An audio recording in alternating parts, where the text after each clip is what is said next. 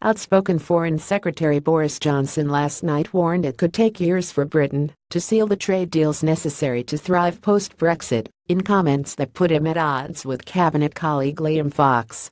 Speaking at a Conservative Party conference fringe event, Johnson said trade deals with countries outside the EU will come at a steady pace. They won't be necessarily there, signed, sealed, and delivered by the next election. Earlier this week, at the start of the conference, Trade Secretary Liam Fox insisted a string of deals would be ready and waiting the minute a Brexit transition period ends, currently estimated to fall in March 2021. "We'll expect to have draft agreements long before that with a number of countries," Fox said. Read more Barnier. There are still serious divergences with UK over Brexit bill. However, Johnson's caution was echoed by Business Minister Margot James yesterday. Quoted in the Guardian newspaper, James said there is a little bit of an over-optimistic attitude about the extent of trade we can summon up with Commonwealth countries. There are 51 of them.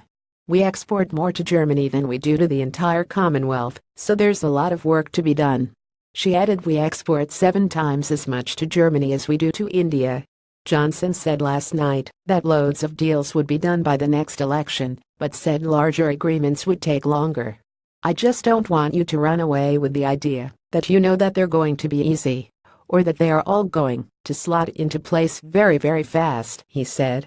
Earlier in the day, Johnson tried to play down rumors of a leadership bid, telling party activists that the cabinet was united behind embattled Prime Minister Theresa May and backed every syllable of May's speech on Brexit in Florence last month. Johnson piled praise on his boss, hailing her steadfastness in taking Britain forward and celebrating June's general election win, despite the party losing its parliamentary majority and being forced into a deal with Northern Irish party the DUP.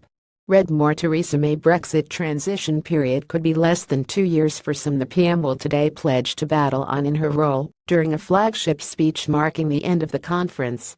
"It has never been my style to hide from a challenge, to shrink from a task, to retreat in the face of difficulty, to give up and turn away," May is expected to say.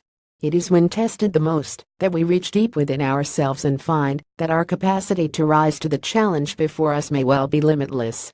She will tell party members not to be distracted with questions about our job security, but that of Britain's ordinary working people.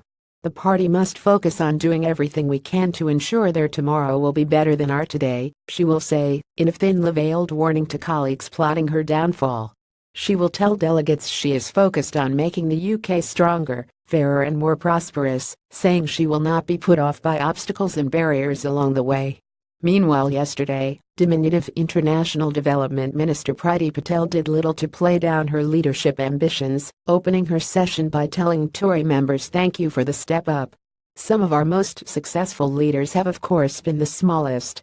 Read more. Hammond removing Brexit uncertainty biggest single stimulus for UK.